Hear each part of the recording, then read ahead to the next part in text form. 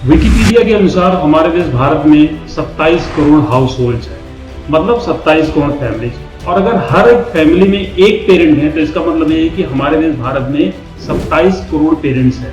और 27 करोड़ पेरेंट्स में से कम 25 करोड़ या 26 करोड़ पेरेंट्स की जो सबसे बड़ी प्रॉब्लम है तो पेरेंटिंग है, यानी कि बच्चों को अच्छी तरह से रेज करना एक बहुत बड़ा चैलेंजिंग काम है, बहुत टफ टास्क है। पेरेंटिंग टफ टास्क है, लेकिन ये तब और टफ बन जाता है जब हमें पेरेंटिंग के बारे में कोई प्रॉपर नॉलेज नहीं है, कोई हमने उसके लिए ट्रेनिंग नहीं ले रखी है और हमें ज़्यादा कुछ उसके बारे में पता नहीं, ह्यूमन माइंड के बारे में ज़्यादा पता नहीं, बच्चों का माइंड बचपन से लेकर किस तरह से एवोल्यूट होता है उसके बारे में अगर हमें पता नहीं है तो एक्चुअली में पेरेंटिंग बहुत बड़ा एक टफ टास्क, बहुत बड़ा चैलेंज बन जाता है। और क्योंकि जब हमें कोई चीज़ ठीक से पता नहीं है तो हम उसको ठीक से कर नहीं पाएंगे, और जब ठीक से कर नहीं पाएंगे तो हमें उससे दिक्कत महसूस होगी, उसमें टफ वो हमें लगेगा, उसमें चैलेंजेस आएंगे। सबसे महत्वपूर्ण बात है वो ये है कि रिजल्ट भी हम उसमें अच्छा प्रोड्यूस नहीं कर पाएंगे, यानी कि बच्चों को हम अच्छी तरह से रेज भी नहीं कर पाएंगे, which is happening with due respect to all the parents of India.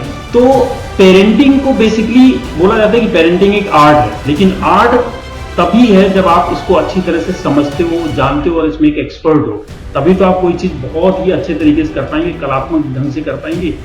तो आज जो है हम इसी चीज पे बात करने वाले हैं कि अगर आपने ये वीडियो पूरी देख ली तो शायद आपकी पेरेंटिंग लाइफ में एक बहुत अच्छा उछाल आएगा, बहुत अच्छे तरीके से आप आगे से अपने बच्चों की पेरेंटिंग कर पाएंगे और आपको एक्चुअली पेरेंटिंग में मजा आने लगेगा और आप एक्चुअली फील कर पाओगे कि इट्स एन आर्ट। अगर हम बच्चों के इवोल्यूशन से संबंधित, यानी कि बच्चे बचपन से लेकर टीन एज तक उनका माइंड किस तरह से डेवलप होता है उसको अगर हम समझ जाएं, वो किस तरह से फंक्शन करता है, उनके 3 फेजेस को हम समझ जाएं तो शायद हमारी पेरेंटिंग बहुत अच्छी, बहुत पावरफुल हो सकती है और हम अपने बच्चों को सेंसिटिव बना पाएंगे, उनके अंदर राइट वैल्यूज को इनकलकेट कर पाएंगे और उनको एक पावरफुल ह्यूमन बीइंग के रूप में डेवलप कर पाएंगे, जो कि एक अल्टीमेट ड्रीम होता है किसी भी पेरेंट का। So before we start, let me introduce you. Hi, my name is Ashwini Pandey, I am life and business coach and I welcome you all in this video.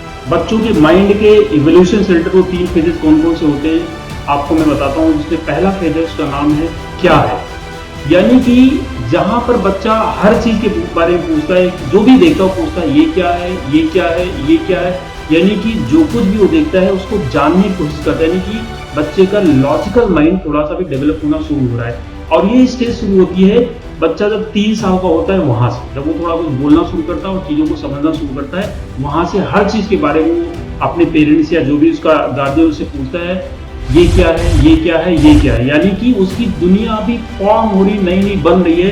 तो हम जो कुछ भी चीजों के बारे में बताएंगे उसको उसी तरह समझ लेगा। और याद रखिएगा, यहाँ पर हमें बहुत पेशेंस के साथ बच्चों को बताना होता है, चीजों को समझाना होता है, टालने वाली बात नहीं होनी चाहिए, क्योंकि ये उनकी परमानेंट मेमोरी में जाती हैं चीजें, उनको याद रह जाती है। और जब हम टालते हैं ना, अगर बच्चे ने कुछ पूछा ये क्या है क्या और हमने टाल दिया तो बच्चा अगली बार से पूछेगा भी, यानी कि डिटैचमेंट हो गया, डिस्कनेक्ट हो गया बच्चा वहां से। और जब हम उनको प्रॉपर टाइम देके इंटरेस्ट के साथ बताते हैं तो उनको भी अच्छा लगता है, वो हमसे कनेक्ट भी हो जाते हैं, प्लस उनकी दुनिया को हम फॉर्म होने में, बिल्ड होने में मदद कर रहे हैं और अच्छी दुनिया, एक उनके दिमाग में एक अच्छी ब्यूटीफुल दुनिया फॉर्म होना शुरू हो चुकी है। तो पहली स्टेज है व्हाट, यानी कि क्या है। ये स्टेज बेसिकली 3 साल से 6 साल की एज तक चलती है। अब 6 साल से 9 साल की एज में होती है जो दूसरा स्टेज आता है, उस स्टेज को बोलते हैं क्यों है, यानी कि अब जो है बच्चे का माइंड थोड़ा सा और डेवलप हो गया है, लॉजिकल माइंड थोड़ा सा और डेवलप हो गया है, तो अब क्या है कि साथ साथ वो एक चीज और पूछेगा क्यों है। यानी कि जब उसने बच्चे ने पूछा ये क्या है, आपने बोला चंदा मामा है, उसने बोला चंदा मामा क्यों है ना। या फिर आप बच्चे ने पूछा ये क्या है, आपने बोला रोटी है, तो बच्चे ने पूछा रोटी क्यों है, यानी कि हर चीज के बाद वो क्यों ही लगा देगा। एक्चुअली में वो जो भी आपने बताया कि ये क्या है उसके संबंध में और भी चीजें वो जानना चाहता है, लेकिन अभी वो क्वेश्चन ठीक से फॉर्म नहीं कर पा रहा है, इसलिए क्यों है पूछ देता है।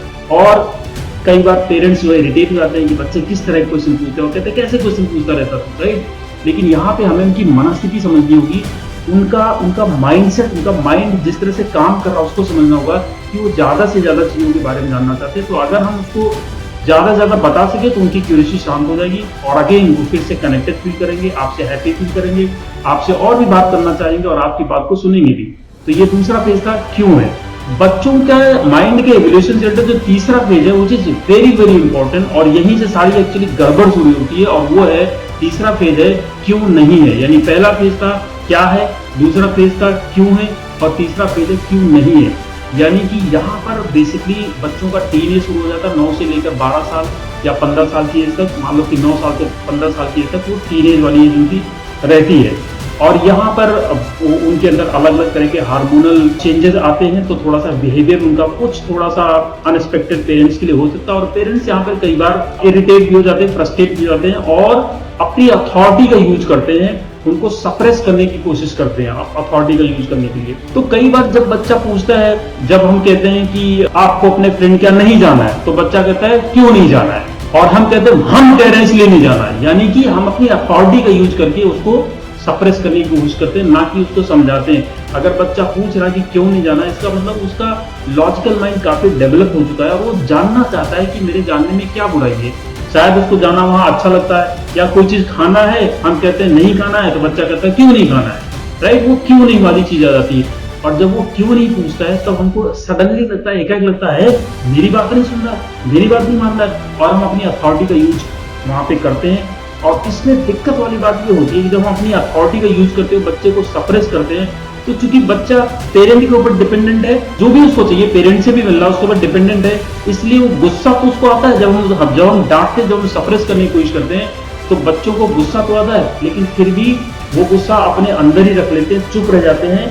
क्यों? क्योंकि आपके ऊपर पूरी तरह से डिपेंडेंट है, खाने, कपड़े, रहने, हर चीज के लिए आपके ऊपर डिपेंडेंट है, तो वो चुप रह जाते हैं। लेकिन कॉन्ट्राडिक्शन तो आ रहा है, उनको आपके ऊपर गुस्सा आ रहा है, लेकिन उसको वो शो नहीं कर रहे। और यही से बच्चों और पेरेंट में एक डिटैचमेंट शुरू हो जाता है। यानी कि बच्चा जब क्यों नहीं कहता है, तो आपको रुक के पेशेंस के साथ जितना भी टाइम लगे उतना टाइम दे के उसको बताना होता है कि क्यों उसको कोई काम नहीं करना। अगर हमने ये काम कर लिया, क्योंकि हमें समझना चाहिए कि अगर वो क्यों नहीं पूछ रहा है, इसका मतलब ये नहीं कि उसने डेयर कर दिया, आपकी इंसल्ट कर दी या कुछ बहुत गलत कर दिया। आप उसकी अवस्था को, उसके मानसिक माइंड की जो फंक्शनलिटी चल रही, उसको आप समझने की कोशिश करें, उसके हिसाब से वो बच्चा ठीक कर रहा है। लेकिन हम अपना पेशेंस लूज कर जाते हैं, हम अथॉरिटेटिव ज्यादा हो जाते हैं, हम उनको डांटने लगते हैं, और यहीं से बच्चा, यानी कि लगभग हर चीज में एक मिसमैच शुरू हो जाता है बच्चे में और पेरेंट के बीच में।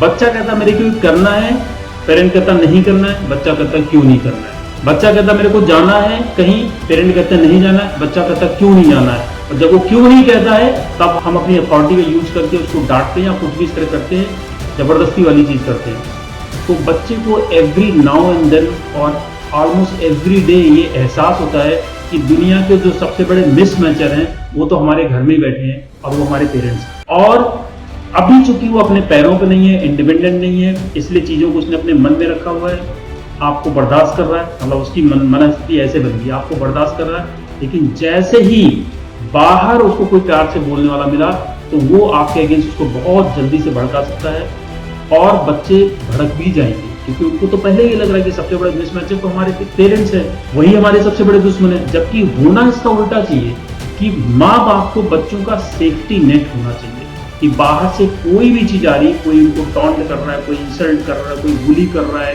तो एक सेफ्टी नेट की तरह पेरेंट को उनके बीच में आ जाना चाहिए, और उनको जो है एहसास दिलाना चाहिए कि वी आर हेयर, हम आपको प्रोटेक्ट कर रहे हैं हर तरह से, emotionally, physically, mentally, by every means. तो अगर हम बच्चों की जो माइंड की फंक्शनलिटी है, जो माइंड का एवोल्यूशन है डिफरेंट एज ग्रुप्स में, अगर उस माइंड के एवोल्यूशन को समझ लें और उसके हिसाब से उनसे कम्युनिकेट करें, तो सारा पेरेंटिंग का गेम चेंज हो सकता है। आपका बच्चा आपसे ज़्यादा कनेक्टेड फील करेगा, और जब कनेक्टेड फील करेगा, तो जो भी आप अपना मैसेज उस तक कन्वे करोगे, जब कोई कनेक्ट होता है ना आपसे, तो उसकी आँख, कान, दिल सब आपको सुनने के लिए खुल जाते हैं।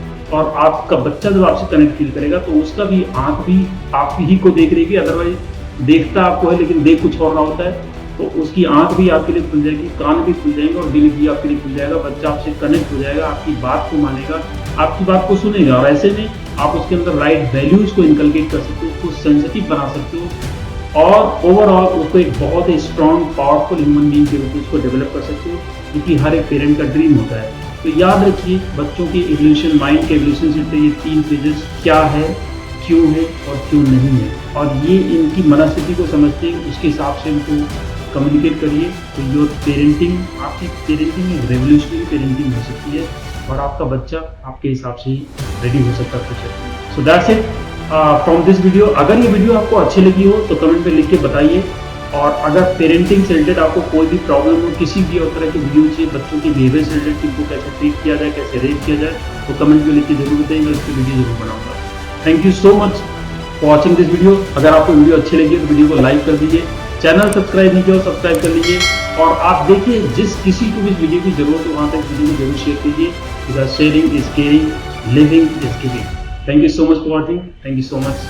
जय हिंद, जय भारत।